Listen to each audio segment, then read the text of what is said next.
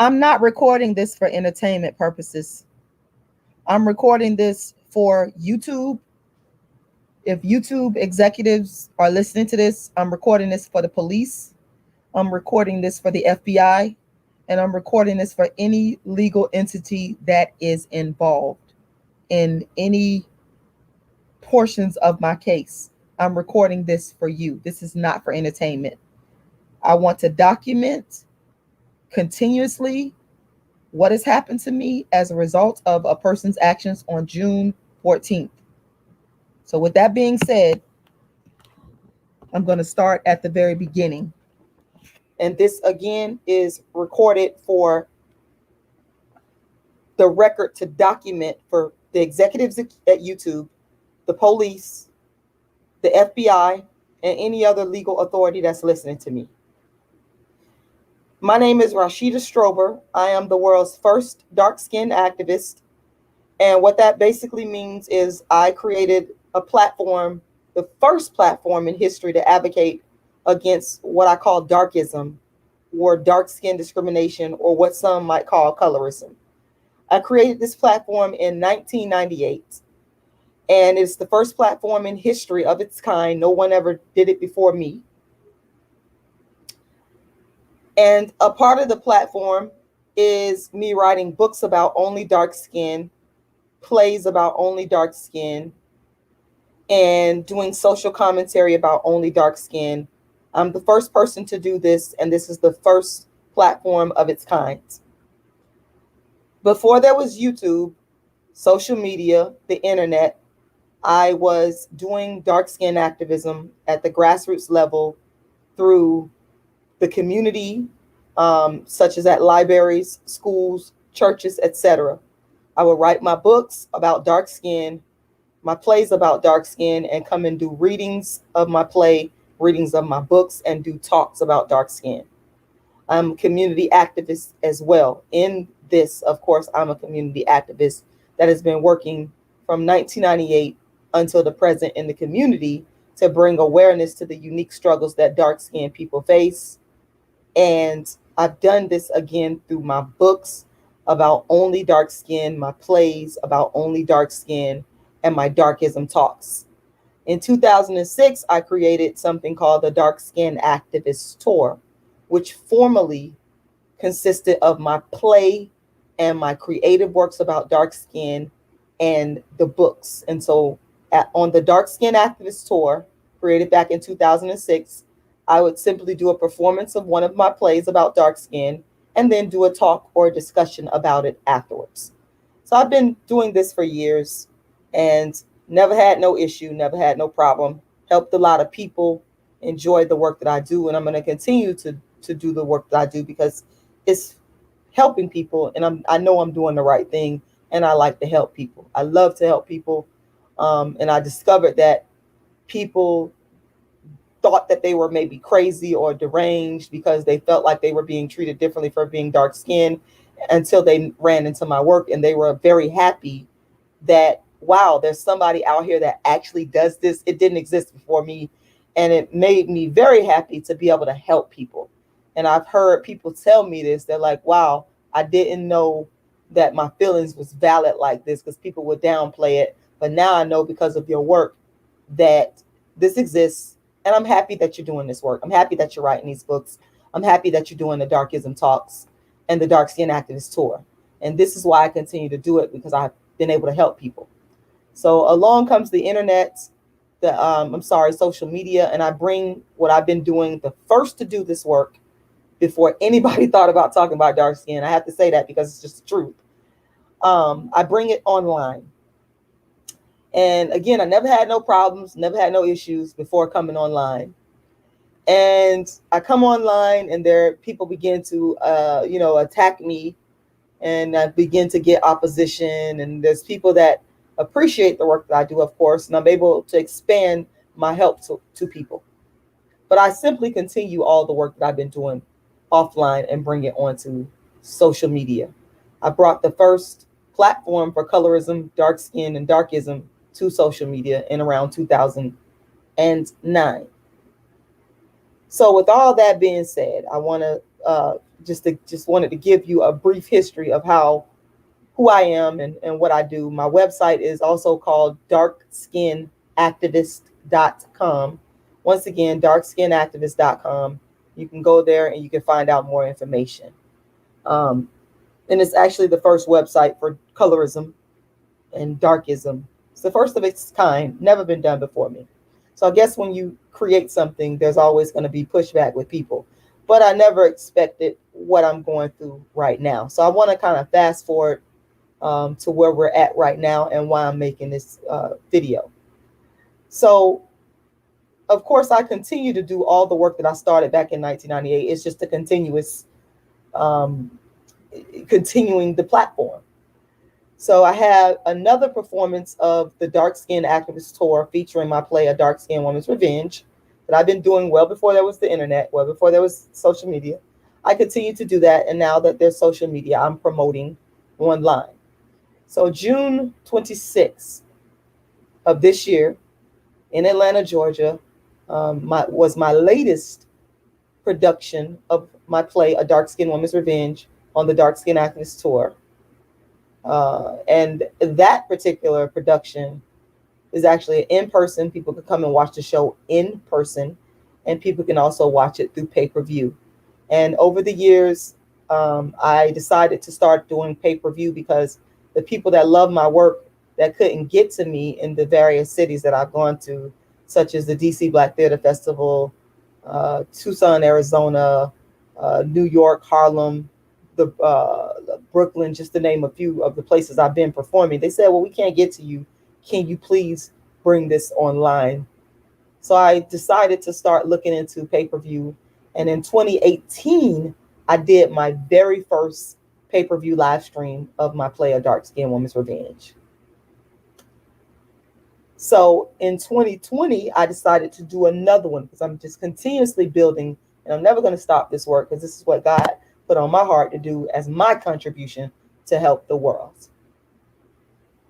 So in 2020, I booked a venue and I began fundraising, as I always do, because before I brought my brand online, I was producing out of my own pocket for years my show. I was paying for it myself with my own money, my own hard work. And then I started to allow people to help me with production costs. People that was fans of my work, they started saying, you know what, I like what you do. I want to help you out with the production costs of producing the Dark Skin Activist Tour. And they started donating. So from 2014 and onward, I have been always having some form of a fundraiser where I raise funds to produce my show. I am not a nonprofit. I've never stated that I'm a nonprofit. I am for profit. And anyone that contributes funds to my production, they're contributing funds to my production, and that's just what it is. So I've done the same thing with this production. I raise money to be able to help to pay for the production expenses of my show, which are things like traveling to wherever the venue is, the gas money to travel. There's anybody that produces plays, they know, or live shows, there's production costs associated. And when you are an independent artist, it's very difficult. So you have to just keep grinding and keep, seeking out help. You can't stop because it's always a lack of funding. So anyway, some of the production costs include the travel expenses, the marketing, which can be very expensive when you're independent. Also, the venue, which is very difficult at times for me. I had to pay for security this time. I had to pay for the people that was helping me to put certain things together, like the tech people, etc. So those are some of the costs that are associated. So I did my fundraising, and God has blessed me to bring people along who believe in the vision to now help me co-produce this show, because what there really are is co-producers. And I produced my 2020 show on June 26th. Now, prior to that, because there's not enough funding that I have, enough backers that I have to market, and that's the biggest issue. I use social media as a way to promote.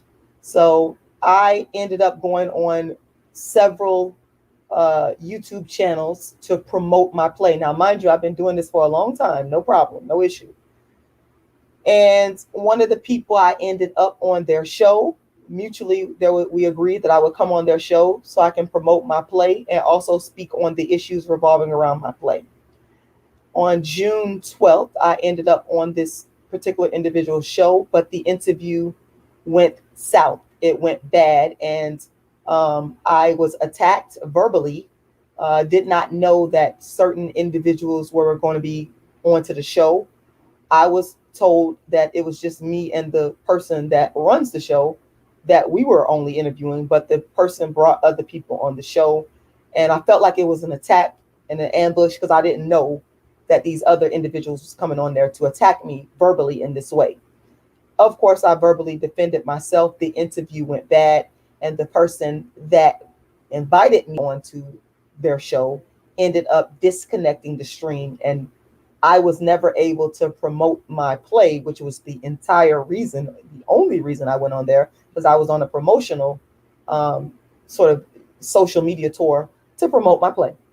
So the person ended up disconnecting the stream and allowed other individuals to come on to their show after they disconnected me from the stream to attack me verbally. And I wasn't able to defend myself. And I said to myself, this isn't right. I went on to the show to promote. We never got a chance to do that. So I simply sent the individual an email, very cordial, very polite email that simply stated, can you take down the particular interview? Because, I felt like I wasn't able to promote my show. It defeated the purpose. So anyway, long story short, after I sent the person the email, I sent this email on June 14th. Okay. After I sent the email, the person became enraged. Now, I cannot tell you why. That right there, I don't know. I can't tell you why the person became angry, but they did. That's what I can tell you. And afterwards, proceeded to make a YouTube live, meaning they went onto their channel, their platform, and went live about me for approximately 6 hours and told their followers to incite violence against me. Now, this is very important because this is the origin of where all this cyberstalking, the death threats, the harassment, all of this stuff came from. It came as a result of me asking the person in a very cordial email, very nice email. I still have the email to this day. I've already sent it to the police and the authorities. They know. I don't make up lies on people. I sent this email asking us to take down the initial interview, and the person went ballistic and decided to make a live for about 6 hours where the individual basically told their followers to attack me violently. And from that moment, from the moment that this person made this live, I started to get the threats, the stalking, the harassment, the death threats that eventually came. But from the moment, I remember the day my phone started ringing, I cannot tell y'all to this day how these people got my phone number. But what I can tell you is that this person that incited the violence had my phone number, because in the past, this person had my number because we did a live before, and the person communicated with me through my phone back in 2017. So what I can tell you for a fact is that this person who incited the violence against me had my phone number. That's a fact. They had my phone number from in the past. And my phone number never changed. I've had the same phone number for about 15 years. All right. So the person's followers obtained my number and began calling me from private numbers, threatening me, sending me death threats, saying they coming to my house with guns, they're gonna kill me, and basically the threats and the cyber stalking from that moment, June 14th, began.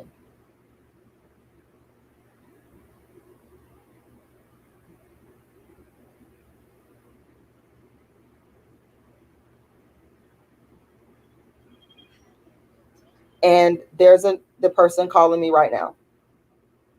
My phone is ringing right now.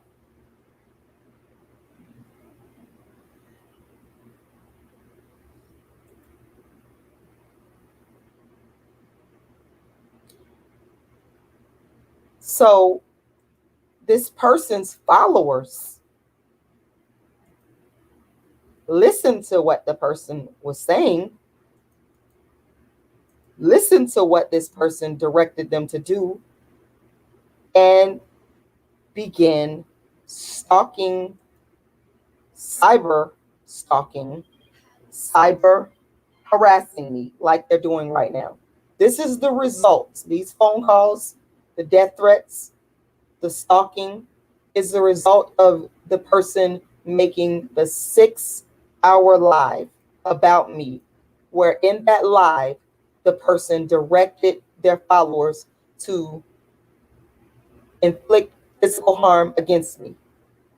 This is the result of that.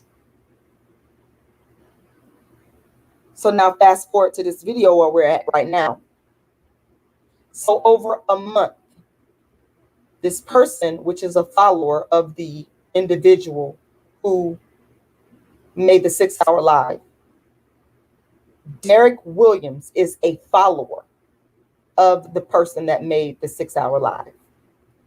Derrick Williams is the name that this individual is using. So for the record, I want to state very clearly that it may not be his real name. For the record, I want to state very clearly that number one, Derrick Williams is a follower of the person that made the 6-hour live. For the record, I want to state very clearly that Derrick Williams, the name that this follower is using, may not be the person's real name. For the record, I want to state that Derrick Williams has been sending me death threats, stalking me, calling me privately for over a month.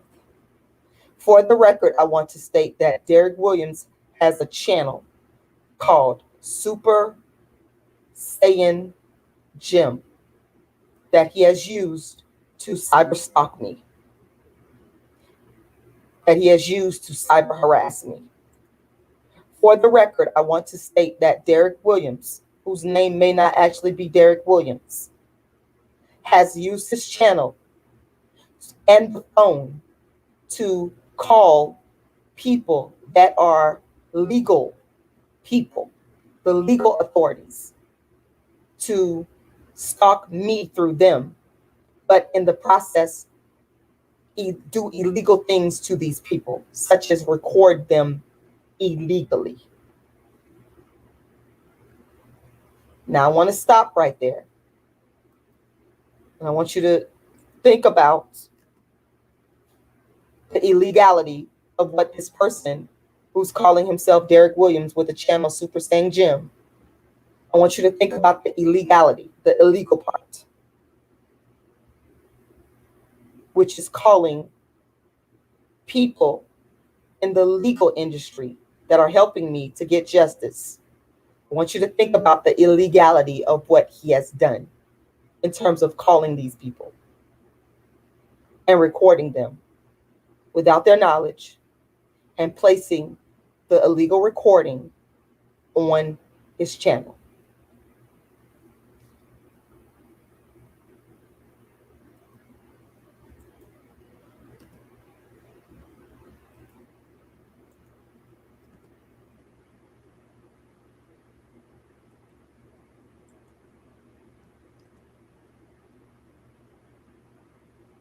for over a month. I want to state for the record, and again, I'm making this video for the record, for YouTube executives, for any law enforcement that may be listening, such as the FBI, such as the police department, such as any legal organization or entity. This is for you. This is not for entertainment. I'm documenting. This person that calls himself Derrick Williams, who his name may not be Derrick Williams, has for over a month, at the inciting of the person that made the 6 Hour Alive on me, has called me and threatened me with death, and has used his YouTube channel to stalk me, to stalk any individual in the legal environment, in the legal sphere that is involved with helping me get justice, has also stalked them and has illegally recorded them.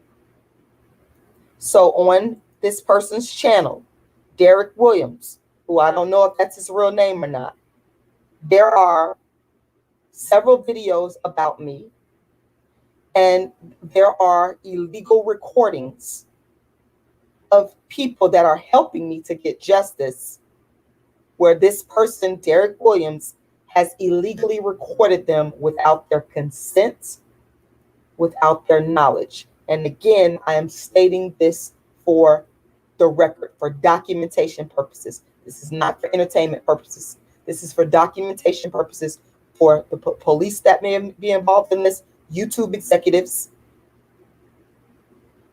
the FBI, and any other legal entity. I'm stating this clearly for your records.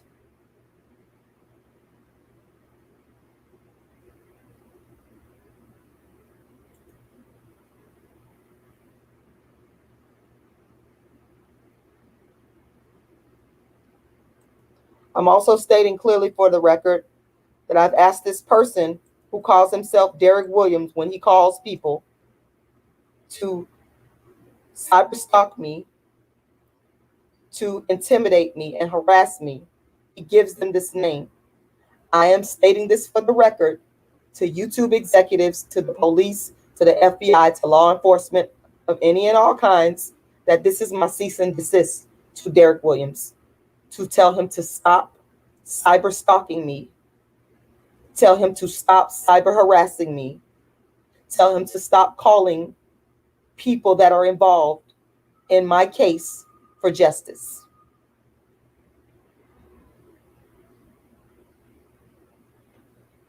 He has been harassing me, cyber stalking me, sending me death threats for over a month. For the record, this person is a follower of the person who I spoke about earlier in this video, who made a 6 Hour Live about me on June 14th, telling his followers to incite violence against me. Some people in the listening audience have came into my chat, and I'm stating this again for the record, and have told me, have stated that this person, Derrick Williams, who calls himself Derrick Williams, we don't know if this is his real name, they have said that he is being paid to cyber stalk me, to send me death threats, to harass me, by the individual that made the 6 Hour Live about me on June 14th that incited violence against me.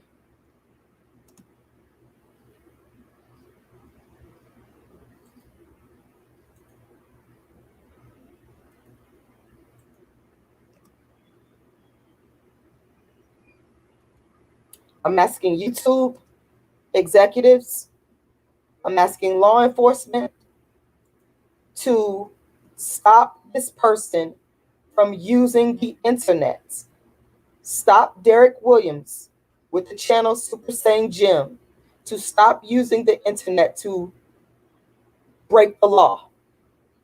I'm asking you to stop allowing this person to use your platform, YouTube, to cyber stalk me, It's illegal. I'm asking that you will also hold accountable the person that made the 6-hour live about me on June 14th that incited his follower, Derrick Williams, to inflict this type of violence against me. I'm asking you to hold both of these people accountable. And again, I'm making this video to document this. It's for the record, and it's for the purposes of YouTube executives and law enforcement. That's why I'm making this live, because I am continuously, and I know that this is illegal, and all that are involved and all that are listening, you know that this is illegal, and you know that this person and these people have broken the law by using your platform to incite violence, to incite stalking, and incite harm against me and my family. And I'm asking for YouTube and for law enforcement to stop it.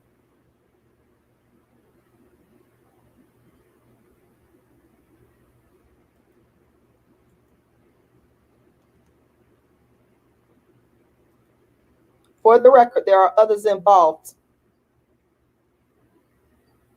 And I would ask that YouTube and law enforcement help me to find their true identities so that I can get an order of protection against these people.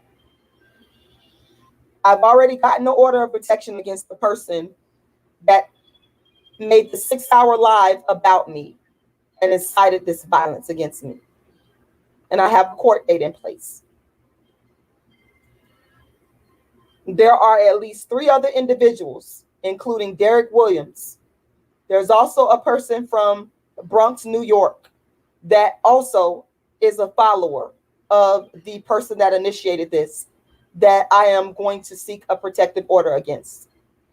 And then there's another person. All 3 of these people are men. One I know that's from Bronx, and the other person I don't know. He goes by the name of Shitty Greg. There's a 3rd person from Bronx. I'm asking YouTube, I'm asking law enforcement to please assist me in stopping this violence against me, this cyber stalking against me, to hold all of these individuals accountable legally.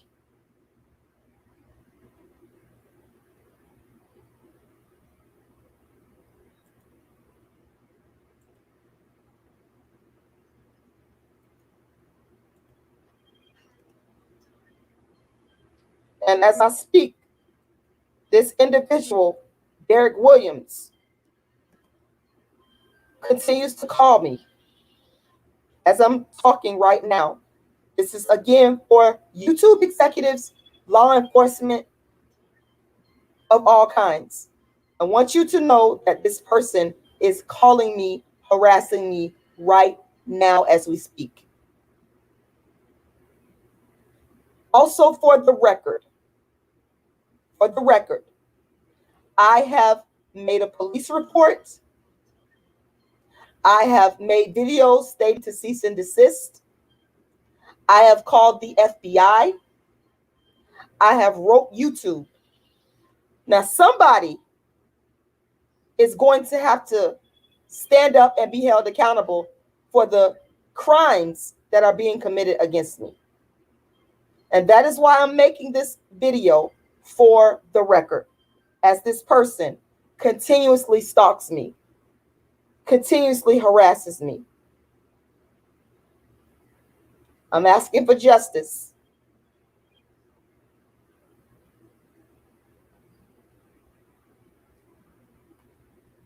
They're watching me right now.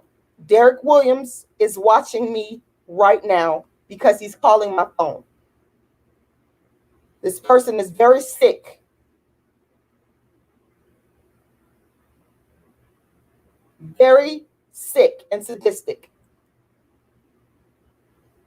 These people are very sick and sadistic, because anyone that would do this is a sick person and they cannot be trusted. And my life is constantly in danger. And I'm asking YouTube executives, the police, and legal entities and authorities to hold these people accountable for breaking the law and the crimes that they have committed against me.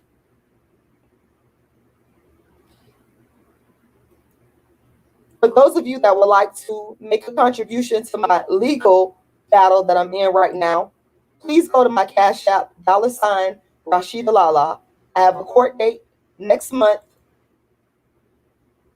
regarding the case of the person that started all of this. There is a protective order and there's a court date. So I ask that you would go to my Cash App, $rashidalala. Once again, my Cash App is $rashidalala, and make a donation. You can also go to my PayPal, which is icecreamladydream@yahoo.com. No one deserves